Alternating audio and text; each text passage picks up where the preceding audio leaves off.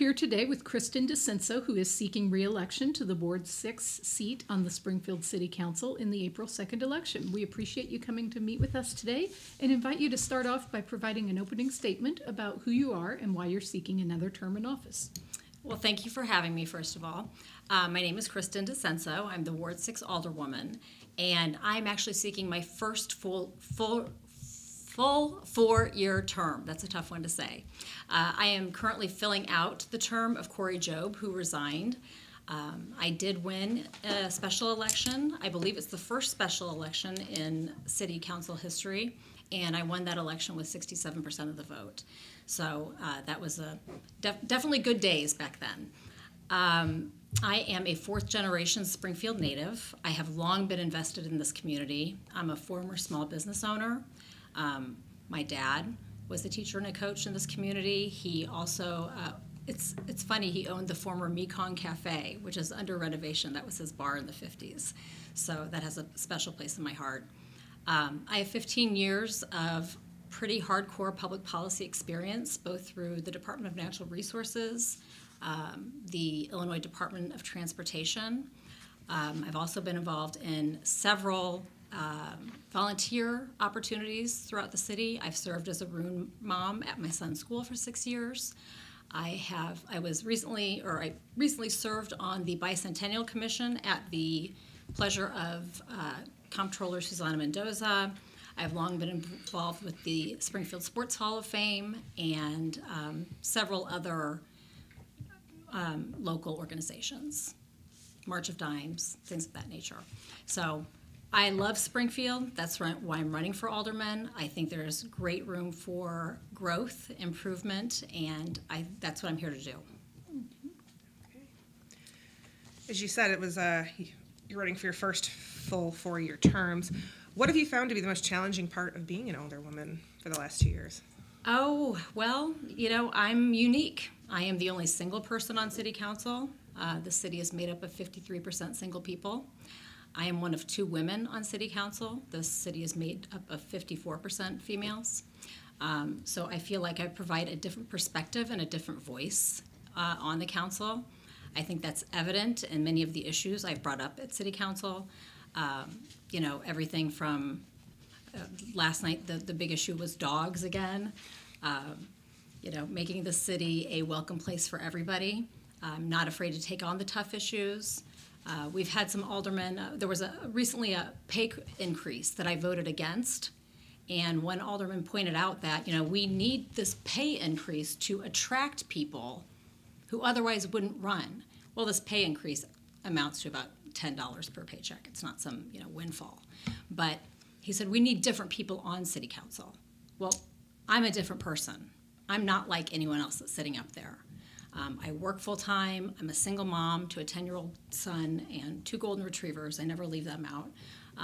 This is a full-time job. Campaigning is full-time.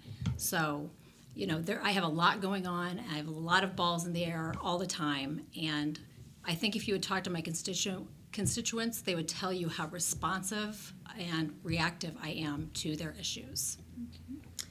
Let's talk about your ward. What are some of the most pressing issues facing Ward 6, and how will you work to address them? One of the most pressing issues that has come up since I took office is crime. I took office in April of 2017, and about 3 weeks later, there were 2 murders in Ward 6. One was a 13-year-old girl, and one was a 28-year-old pregnant woman. These were in traditionally non-violent areas. 3rd and Scarrett and 1st and Ash. And then we got into the petty crime, which is still going on. Packages being stolen off people's front porches and cars being broken into. And they're petty crimes, but they feel very personal to people. So I'm very involved with our neighborhood police officers. They probably get tired of hearing from me because I contact them so frequently. And I'm very involved in social media. I am probably one of the most active aldermen on social media. I'm frequently on the Nextdoor app. I have a very active Facebook page, Instagram page, LinkedIn, website, and it's a great tool for communication. It's a great way to get information out there. And when people say, hey, I heard there's a shooting at First and Laurel at 8 a.m. on a Sunday morning, I can immediately call my NPO and say, what's going on? They can tell me, I can get the information out there. This is a domestic incident. There isn't some random shooter on the loose, because that's what people are concerned with. So crime is one issue. Of course, being one of the oldest neighborhoods in the city, well, parts of Ward 6 anyway, because it goes all the way out to Trevi Gardens. So being an older neighborhood, infrastructure is also a huge issue that is also constantly being talked about. Every ward gets about $2 million per year for infrastructure improvements. And we've been lucky. In the last 4 years, we've seen some major improvements. Alleys were just redone last year, which was a big issue at City Council. 8 of the 10 wards have alleys, and they hadn't been touched in a long time. And it's so funny, I spent 12 hours knocking on doors this past weekend, which is why I sound the way I sound. And every door that I knocked on said, thank you so much for getting our alleys fixed. You don't know, this is some major adulting now because we have nice new alleys. I couldn't drive down my own alley without bottoming out. That's how bad it was. Most people only have garage access through their alley, so it may not seem like a big idea, or big deal, but it is. Sewer improvements are always a big deal.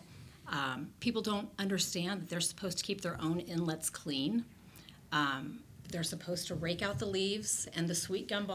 We have a lot of sweet gum trees in our neighborhoods that the city is trying to eradicate because they might be a beautiful tree when they're in bloom, but their gumballs are no good to anybody.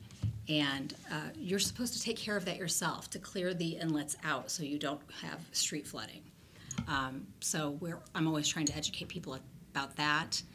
We finally have ADA accessible sidewalks in many of our neighborhoods, which we didn't until this past summer.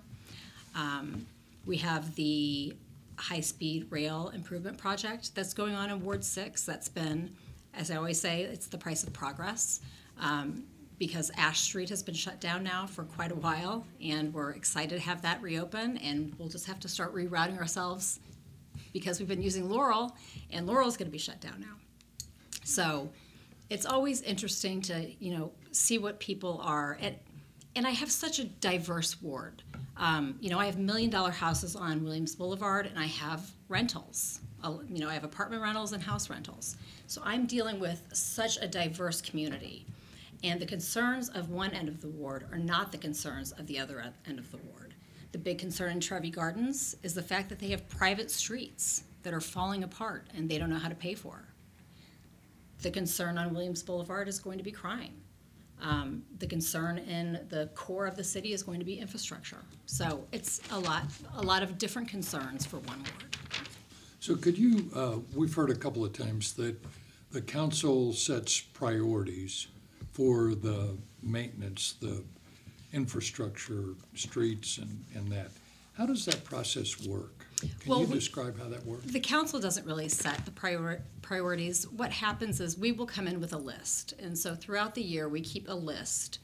People will call us and say, this sidewalk's falling apart, or this alley's in bad shape, or this sewer is, backing up, or, whatever is going on. And we keep our list of priorities. But Public Works also throughout the year goes around and grades everything. They have a grading scale. What is in most need of attention? So when people say that they are, we don't really get to decide what gets done. We can, express what we think is in the most need of being taken care of. But it's really up to the engineers. They're the professionals. They know what's going on, and they're the ones who go out there and are working the streets every day to see where the problems are. And they can tell you. If you say, hey, I got a call, and they're like, oh yeah, they'll give you the address. They know what's going on. So Public Works then would, based on their surveys and your input, correct, make a decision or make a list and say, this is what we're going to do this summer. Yes, and the council agrees or disagrees, or no, that's not how it works. We have a meeting with Public Works, and they tell us, they give us their list of priorities, or this is what we plan on doing in your ward this year. Okay. For my ward, I have a lot of brick roads. I believe we have 8 miles of brick roads in Springfield. I know. Can you believe it? And most of them are in Ward 6. And that is quite a project. So every year they try to do a little bit of brick roads because they want to keep those in place if they can.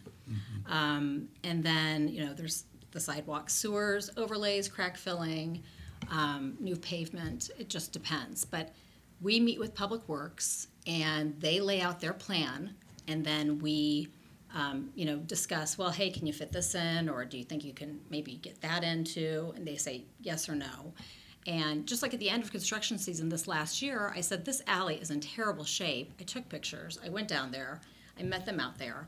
And they said, we agree, and they got it done. One of the issues we feel that's facing this citywide is homelessness. How can the city council work to address that? I'm a big advocate for the homeless community in this area.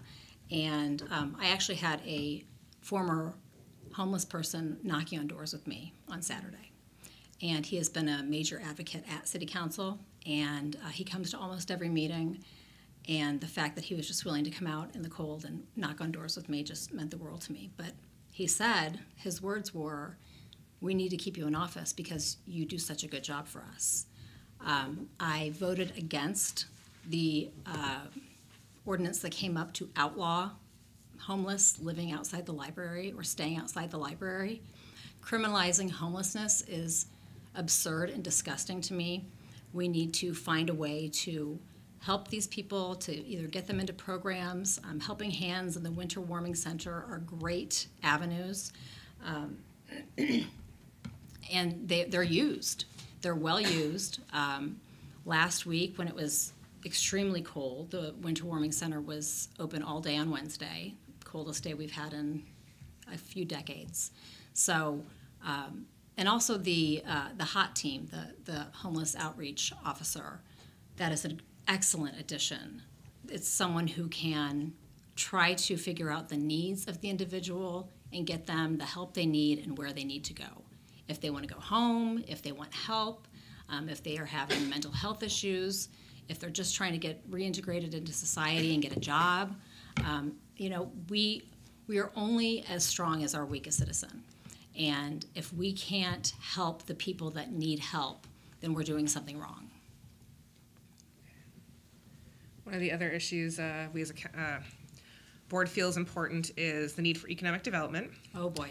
Here in the city. Yes. We'll get to how we think you can address that, but we do want to give incumbents a chance to explain some votes on some opportunities that came up this past year that we thought would have been good for the city, that the council did vote down. We're specifically thinking of the architecture firm that wanted to build by the lake and the Ferguson booth building downtown. So if you could remind us how you voted on those and then explain why you voted on those two projects. Well, the Luke Schutte development at the lake, that was more of a neighborhood issue. You're getting into a delicate ecosystem there, and that property has been, it's been a mess for a long time. And when you have 25 to 30 to 40 people one night that come out and speak against a project that they feel is not going to be good for their neighborhood, you listen. And how the council usually votes is according to what the home alderman wants. These zoning issues are always discussed ahead of time with the home alderman. In this case, it was Alderman Redpath, and he had done multiple outreach efforts. I can't tell you how many letters I got individually from lake property owners saying they did not want this to happen. They didn't think it was a good fit for the area. And I reached out to Mr. Schutte afterwards, and I said, we have plenty of room for you over here in Ward 6. Legacy Point would take you with open arms, and we'd probably build you a pond, too, just to make it a little more aesthetically pleasing. So there are plenty of other spaces. I understand where he was coming from and why he wanted to build out there, and it looked like a beautiful building. But if you have a strong group like that is going to come out, and, I mean, we sat for hours on 2 different meetings discussing those issues. So that's why I voted the way I did on that one. As I said, I'd love to have him in my award. I would welcome him with open arms. Okay. As far as the Ferguson booth building, I voted yes on that the first time. I want to see downtown succeed. I went and toured the apartments. There's actually a picture of me in the SJR touring the apartments. I thought they were beautiful. I thought it was a great idea.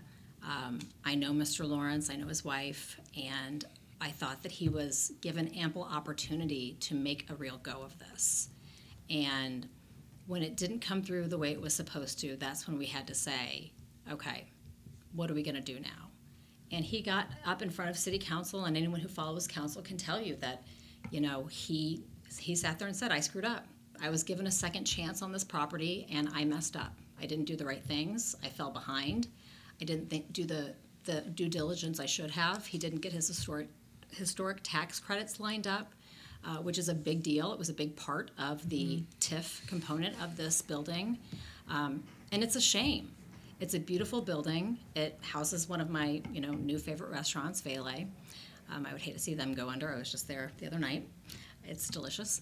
But, we have rules to follow, and especially where TIF funding comes in, and rules were not being followed. So there were multiple chances given on that project, and he didn't make good on his promises to us. Okay.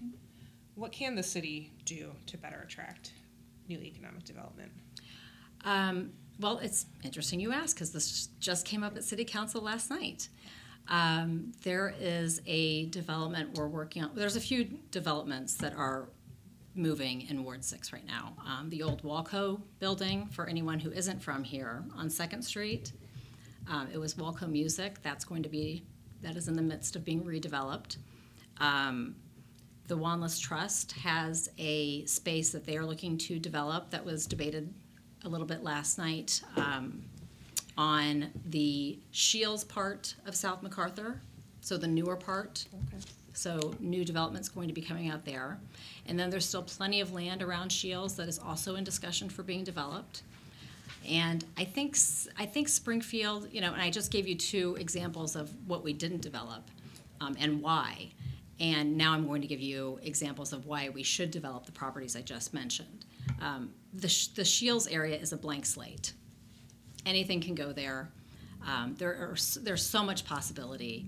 There's been a lot of talk of a multi-use sports complex, which is something we are lacking in Springfield.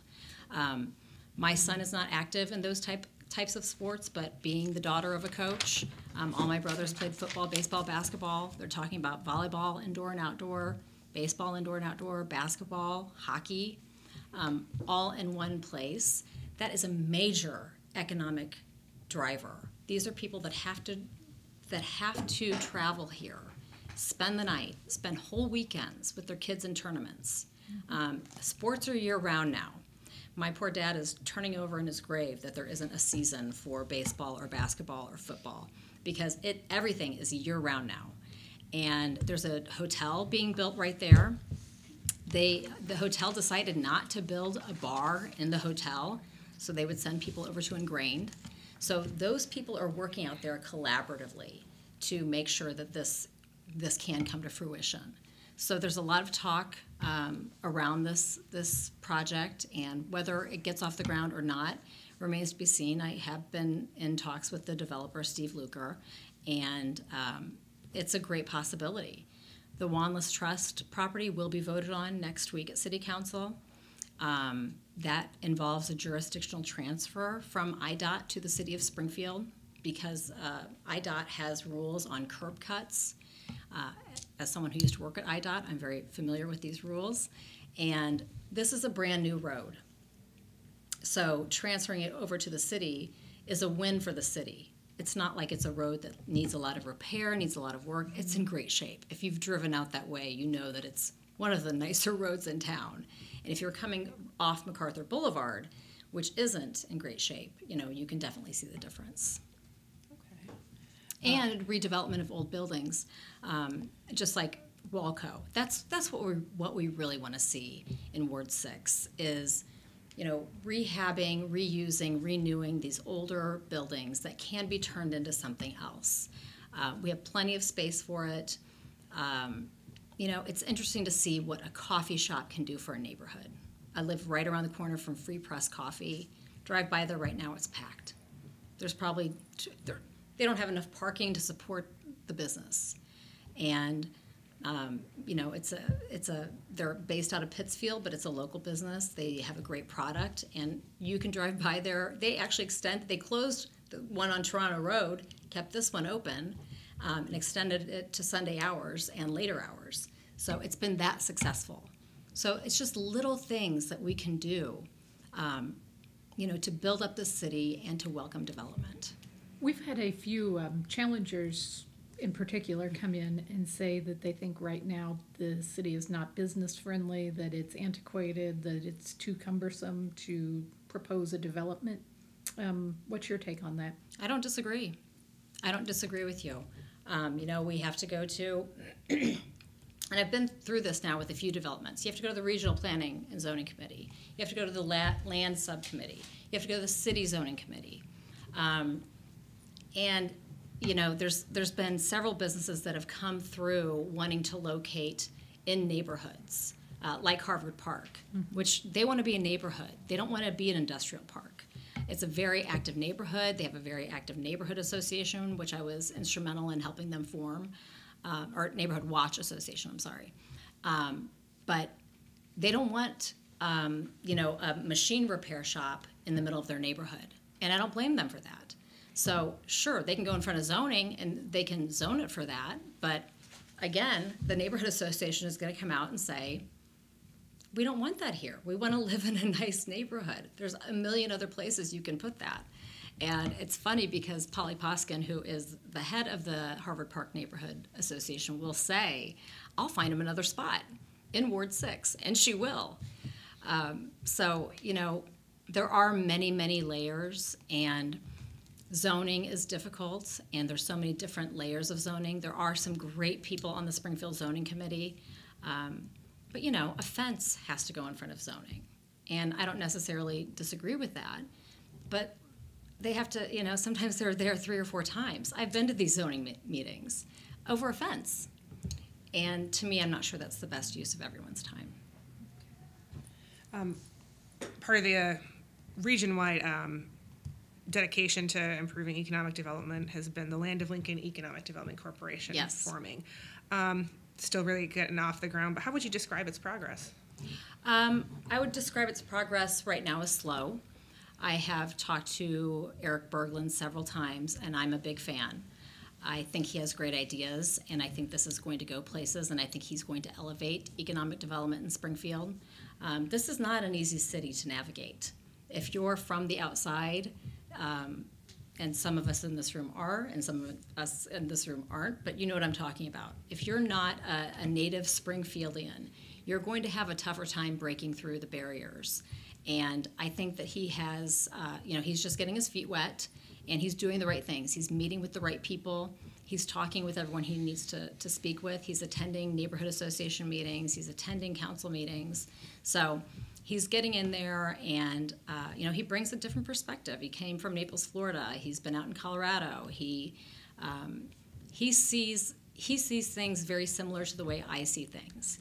And you know, my big line is Springfield is about 15 minutes away from being like the coolest city you've ever seen. We have so much potential here, and you know, we're trying to capitalize on that, and we're going to capitalize on it. You know, with the Levitt concert series coming in downtown, and that's not economic development. I mean, it could be, but it's probably going to be locals mostly. But you know, we have these opportunities in Springfield that you know, we get really close to doing something, and then it just kind of falls by the wayside. But I think there are a lot of people pushing behind the scenes. And people like me, elected officials, that are saying, we've got to do things differently. We've got to start looking at things through a different lens, because what we're doing, or what we've done for the past 50 years, hasn't worked. We didn't get here overnight, and things have got to change. And I think that's the way that Eric Berglund sees things as well. The city has provided $250,000 last year for the EDC, asking that again this year. Is that something you think is an expense you approve of? I do, and if you had asked me this a year ago, I would have said no. It was a very convoluted kind of process coming into this, and we weren't sure what we were really going to get out of it and how this was all going to play out and what Mr. Berkland was, really going to bring to the table. And we were all kind of sure it was going to be a local person. I'm glad that we got someone from the outside that wanted to come to Springfield and lay down roots here and, try to figure out the city. And I think that's, and the whole area. It's not just the city, it's Sangamon County. So I think his approach has been smart. And I support the $250,000 being spent. I think that it takes money to make money. And if we're going to bring in and attract new kinds of businesses and different kinds of opportunities in Springfield, then we need someone who has experience doing that. One of the reasons that expense was hard was because it came during difficult budget times for the city. Yes. Last 2 years have been tough, and the council has approved tax increases during that time. Yes. To help with some of those revenue shortfalls. So, particularly thinking about the sales tax, the telecom tax, the hotel motel tax. So, if you're an incumbent member, or because you're an incumbent member, we're asking you to explain why you voted the way you did on those increases. I voted the way I did on those increases because they were necessary at the time. In the beginning, I was not for the sales tax. The telecom tax didn't bother me, but the sales tax did bother me. And it's very interesting to see that, just a year later, that not even a year later, a sales tax, a 1% sales tax, overwhelmingly passes for the school system. So I thought that, we caught all kinds of heck for, a fraction of that. But I thought it was necessary at the time, and I'm glad we put it in place. We are in a much better fiscal position this time around, as we heard last night, than we were a year ago. And that's, for several different reasons. And, I also proposed a hotel motel tax for Airbnbs and online sales. That's what most other cities do. Mm-hmm. And when you book an Airbnb in another city, you are charged their hotel motel tax, whether you realize it or not. Springfield wasn't doing that, and they weren't collecting it. The first ordinance that I passed was that from online travel companies, we collect their hotel motel tax. Okay. So it's not a tax to local people. It's a tax that people are coming here to stay. Mm-hmm. One of the budget constraints is pensions, particularly police and fire.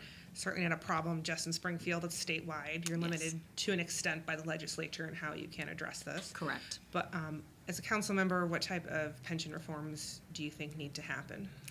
That's such a tough question because it isn't, we can't fix the problem by ourselves.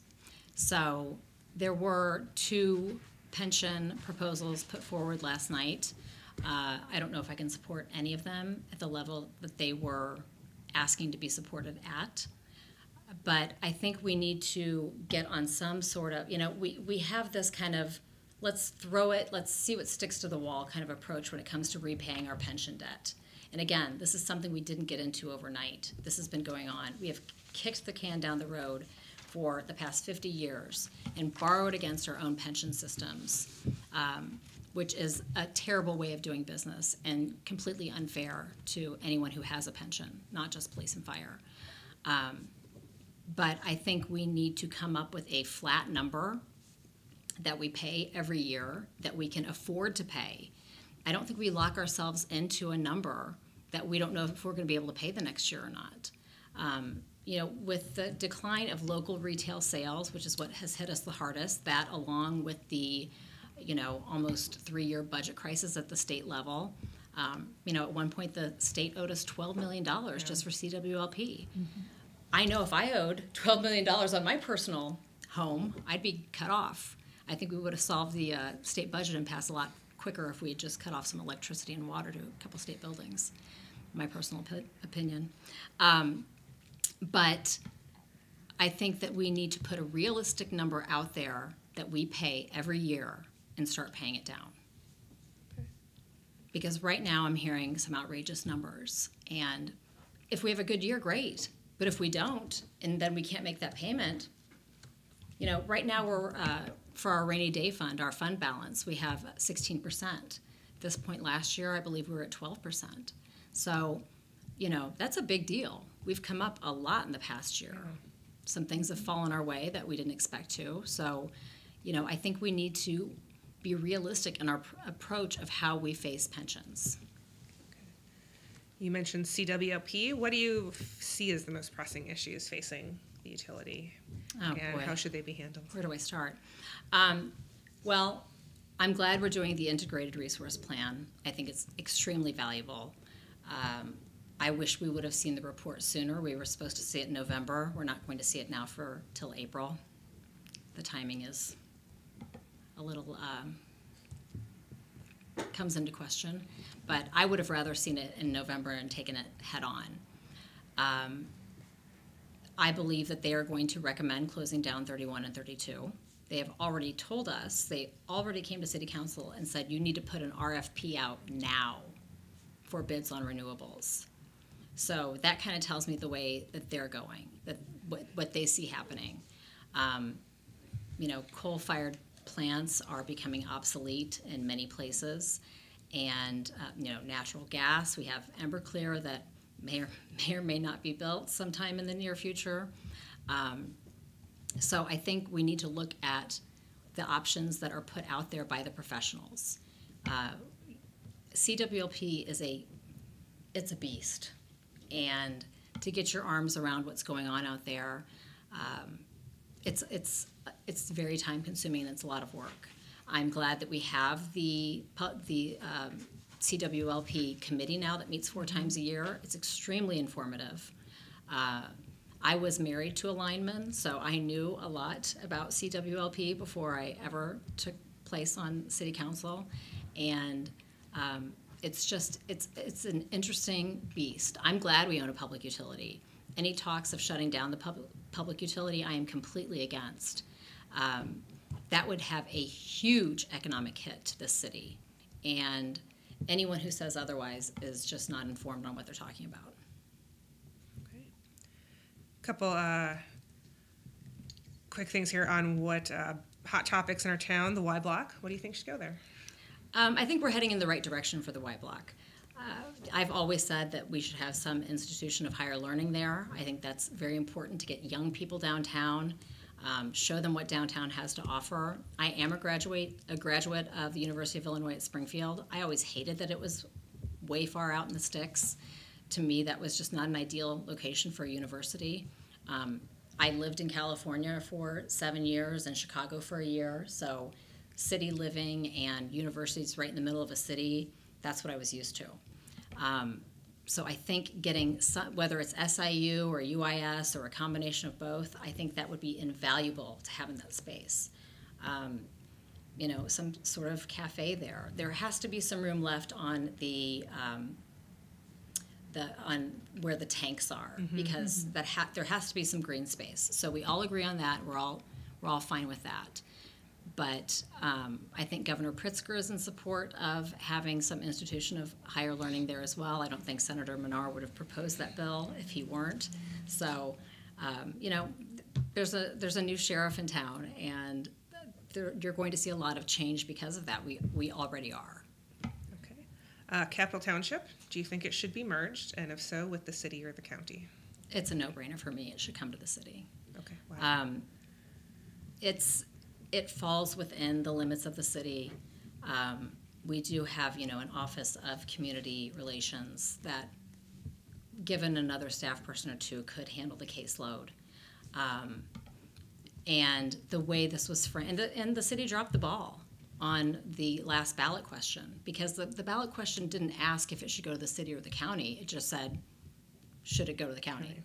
So I think that was a missed opportunity on our part, by our leadership, and we've voted. It's been voted down twice now. I'm one of only 3 council members that voted for it to go to the city. So it's a little bit of a dead issue at this point.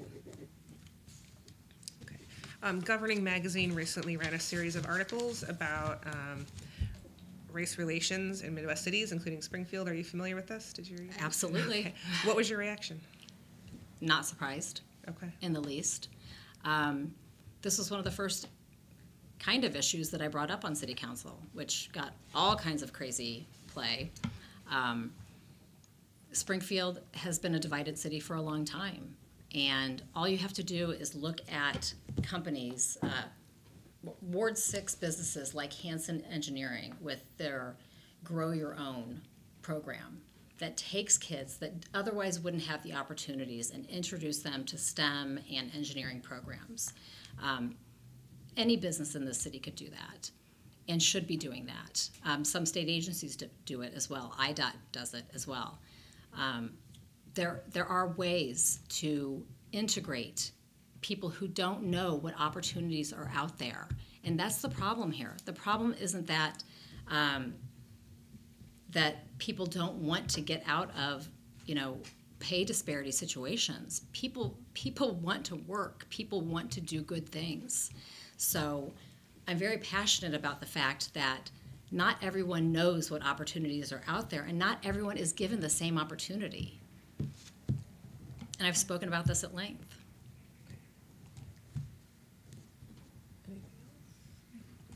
Well, we appreciate you for meeting with us today, Kristin, and invite you to give a brief closing statement as to why voters should choose you on Election Day.